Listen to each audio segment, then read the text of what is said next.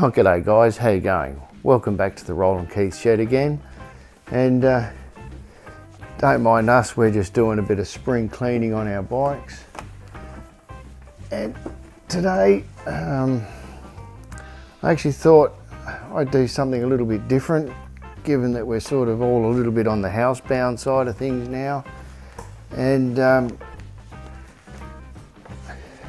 you've been in my shed a couple of times now, and no doubt you've probably wondered what the hell was underneath the cover here. So I thought I'd talk about that. And I'll just finish this off, which I'm just about to do. Look at that, beautiful. Hope he's doing a good job. All right. What I've got behind the cover here is and this is mainly for the benefit of the overseas people, not Australians, but primarily for Americans, and if you're into cars as well. This is a 1977 Australian Chrysler Charger, Valiant Charger.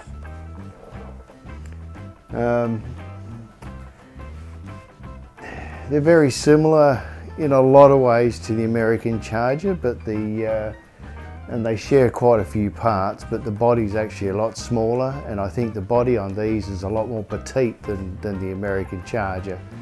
In fact, I think these look a lot more sportier. The Australian Chargers, manufactured by Chrysler Australia Limited, first came out in 1970.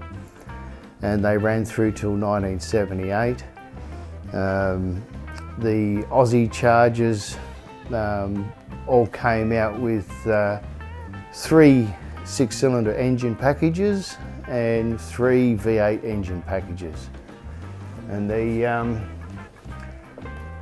6 cylinders, you could get the base model 6-cylinder, and that was a 215 cubic inch motor. The next motor up was a 245 cubic inch motor, 6-cylinder. And then we had, which was pretty popular for here and was raced in our main race at Bathurst, which was a Hemi 265 cubic inch 6-cylinder. And the RT version of that, Road and Track, that came out with triple Webers and was fully tuned over in Italy. Then brought back here and put in a car and then raced. And in the V8s you got the 318 cubic inch, the 340 and the 360. Now, primarily, you could probably say, I don't know, I would have to say 70% of them were made with 6 cylinders, and the other 30% were V8s. So they're a muscle car by today's standards, and this one has had a fair bit of work done to it. I'm customising it. It has been raced, and this car has been used for a test bench for people running in motors, big blocks, small blocks, whatever.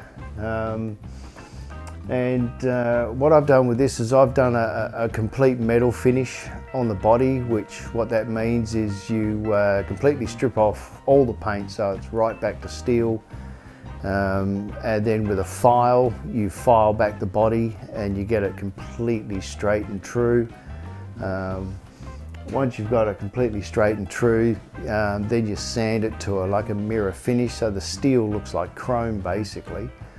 And from there you etch, prime, and then you go through and you do the paint process.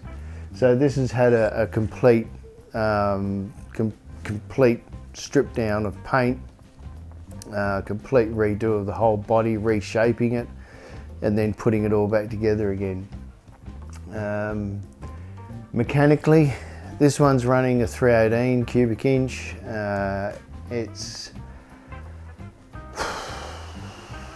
had a lot of work done to it. It's brand new. It hasn't done, well, all it's done is run in, basically. The transmission's brand new, the diff's new, the complete undercarriage is new, yeah, on a couple of my early videos you can actually hear it start up. Once every few years I'll start it up. It's one of those projects where you'll get around to finishing it. It's just been a matter of time, plus it's a bit awkward to work on it in here in this shed. But basically all I've got left to do is the interior. So the power plant's a Works 318, I think it's 420 horsepower, something like that. That's also got a computerised nitrous system of another 150 horsepower boosted onto that. It's running a modified TorqueFlite 904, 904 transmission with beefed up converter snout and a few other bits and pieces, clutches, you know, the usual stuff. It's running the Borg-Warner 4-pinion rear end, which they're very adequate for these because yes, they're not a light car, but they're not as heavy as an American car, so you don't really need to go the Ford 9-inch sort of deal, unless you're going to be a bit of an animal. And I've also installed a body control module into this one, which operates the boot. It operates interior lights, and I've only got these hooked up at the moment. There's going to be more lighting hooked up to this thing, and it operates a door light, a door handle light for night time, which I think is really cool. And this is a modification I did myself. And you've got ghost lights, which I think is really cool. So yeah, just having a look at the bodywork. This is just how clean it is. As you can see, it's, you know, it's pretty good. You know, I mean, some of my cars I've done in the past, I've won good trophies for, and I'm pretty confident I'll get a trophy out of this one once I get it finished. I've done some custom work to it as well.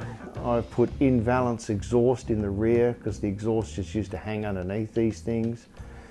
So I've snuck those two tips under the bumper bar, and I've de-seamed the body, and I've done some nice custom touches with the model of it, which this is a Charger 770. So yeah, basically there you go, guys. That's what's been hiding under the cover, and yeah, catch you next time.